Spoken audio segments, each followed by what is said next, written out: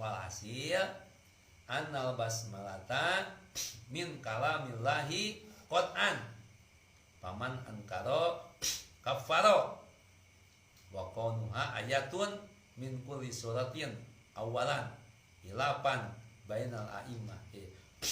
Hasilna ya saestuna bismillah teh dawuhan Allah qat'an secara pasti. Mun kieu maneh kageunana bismillah malain Al-Qur'an. Bismillah malain dawuhan Allah pakon kafaro. Ari bismillah lain saayat dina Fatihah mah teu termasuk kafaro. Tu paman ankaroha maksud paman ankaroha sajaman nu ingkar kana yen bismillah teh lain dawuhan Allah kafaro.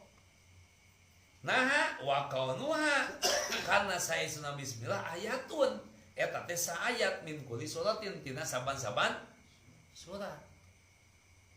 Awalan tina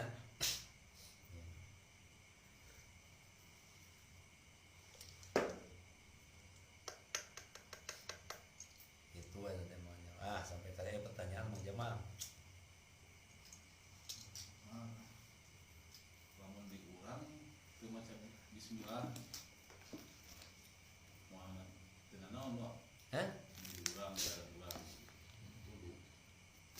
Pan urang mah sapengin mah. Tapi aya pila can si aya dina Fatihah nama imah rata-rata dina surat. Geus aya. Ayat kahiji mah rakaat kahiji mah maca bismillah. Sok paranya nih maca surat teh. Tengah surat seluruh. Rakaat kedua itu bismillah deui langsung mulikeun ayat anu tadi, surat anu tadi. Surat tapi dina surat ieu imah dina surat. Taman dalilna lain mimiti surat. Taman dalilna kana lain mimiti surat. Supaya langsung tengah suratnya. Karena macam bismillah pasti tanya, "Mudah-mudahan lain mimitian surat." Nya mulikeun rakaat kahiji.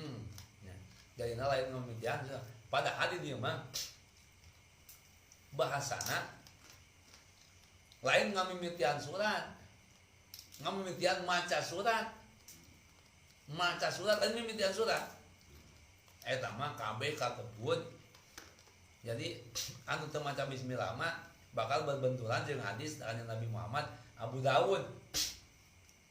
Kulun amrin dibalin. Pon maca Quran teh hade. Aktomun anjamun gitu. Jadi berbenturan jeung eta. Kadang aya di kaum Cianjur ge sok kitu. Asa di Mekah seperti itu. Rakaat kedua teh tanpa bismillah deui langsung surat teh mulikeun mulai rakaat kahiji. Nya sabab lain ngamimitian surat. Dalilna pada adi dieu bahasana lain ngamimitian surat tapi ngamimitian maca. Mata bebenturan jeung hadis kudu amrin dibalin. Ari hukumna mah teu jadi masalah. Teu mata ngabatalkeun kana salat. Hukumna mah ngan berbenturan jeung hadis eta.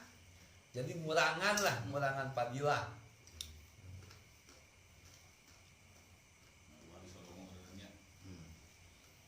Komo anu mantak ngalicukeun mah jadi haram.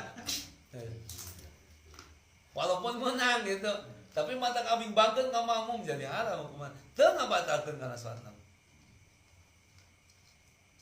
Gitu.